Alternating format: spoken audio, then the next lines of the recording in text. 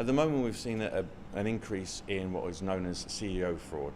CEO fraud is an impersonation fraud, which is usually done online through emails, where somebody will pretend to be a senior member of a company.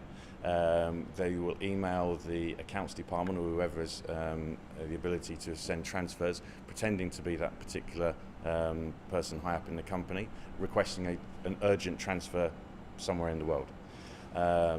Unfortunately, this seems very realistic. They will use email addresses either extremely similar to that which can be found online for that particular CEO, or they will even be able to hack at times that person's email and use their email pretending to be them.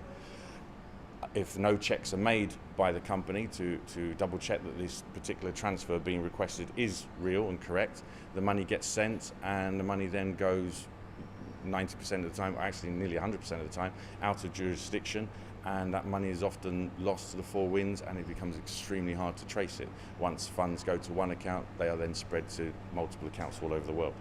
So is it really about conducting business in a cautious way, especially when dealing with transactions? Whenever something like this comes up, like I said, it usually targets the business community. Within the business community, you need to have systems in place within your own business whereby staff members are comfortable to make callbacks. You really do need to be able to call back directly to an individual, speak to that person on the phone and confirm that that particular transfer is what is requested. Sometimes it is going back maybe to an old days where you actually talk to somebody on the phone rather than just look at a computer screen. That is the only way to make sure that you are sending a genuine transfer to a genuine person. Otherwise, it becomes a very big problem to recover funds in these kind of cases. Advice from the police would be to do that, to make sure you do callbacks, and if you do unfortunately fall victim to these kind of things, to report it to the Economic Crime Unit, to the Royal Gibraltar Police, but also to report it online to the UK Action Fraud website if the bank account details that you're sending funds to are based in the UK.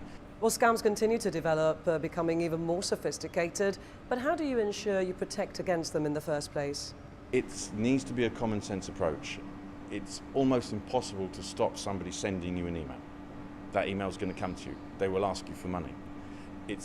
Every single person needs to be savvy and understand that they have a responsibility to check what it is they're being asked for. Never believe anything you get sent. Always think if something's too good to be true, it will be too good to be true, and confirm everything that you're sent before you send somebody money.